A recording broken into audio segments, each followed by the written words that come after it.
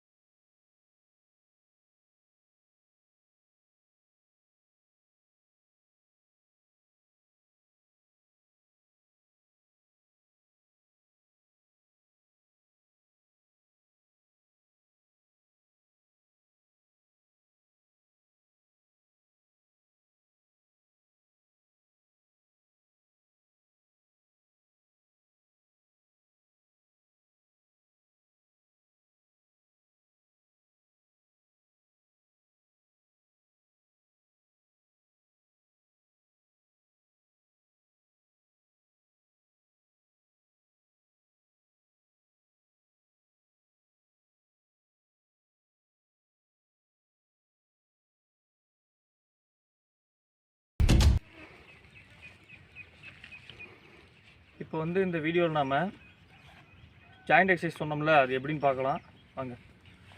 First to walking அப்படிங்கும்போது இந்த டோவில் மட்டும்தான் நடக்கணும். அப்போ வந்து இந்த முட்டியை பெண்ட் பண்ணக்கூடாது. முட்டி வந்து ஸ்ட்ராங்காக இருக்கணும். டோவில் மட்டும்தான் 2 டோலையும் நடக்கணும். அடுத்து ரெண்டாவது வந்து ஹீல் இது பேர் தான் ஹீல்னு சொல்லுவாங்க. இதில் வந்து நம்ம இந்த மாதிரி ஃபுல்லாக தூக்கிட்டு நடக்கணும். அப்பயும் வந்து முட்டியை வந்து பெண்ட் பண்ணக்கூடாது ஹீலில். அடுத்தது அவுட் சைட் அப்படிங்கும்போது வெளிப்புறமாக கால் ரெண்டையும் வெளிப்புறமாக அப்படி நவுத்தி வச்சு இதில் வந்து நம்ம இப்படி நடக்கணும். அப்பயும் இதில் எது பண்ணும் போதுமே வந்து நம்ம முட்டியை வந்து மடக்கக்கூடாது. அடுத்தது இன்சைட் உள்பக்கமாக வந்து காலை மடக்கி நடக்கும். இது வந்து பாதத்தை வந்து நம்ம 4 டைரெக்ஷன்லேயும் வந்து நம்ம நடக்கும்போது நமக்கு ஸ்ட்ராங் ஆயிரும்.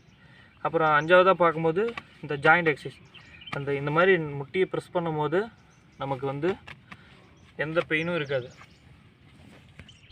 இந்த எக்ஸசைஸ் வந்து நம்ம ரெகுலராக ப்ராக்டிஸ் பண்ணும்போது நமக்கு வந்து கால்லாம் வந்து ஓரளவு ஸ்பீடு, அப்புறம் நம்ம பார்த்து கிக்ஸு எல்லாமே நமக்கு கொஞ்சம் ப்ராப்பராக வரும்.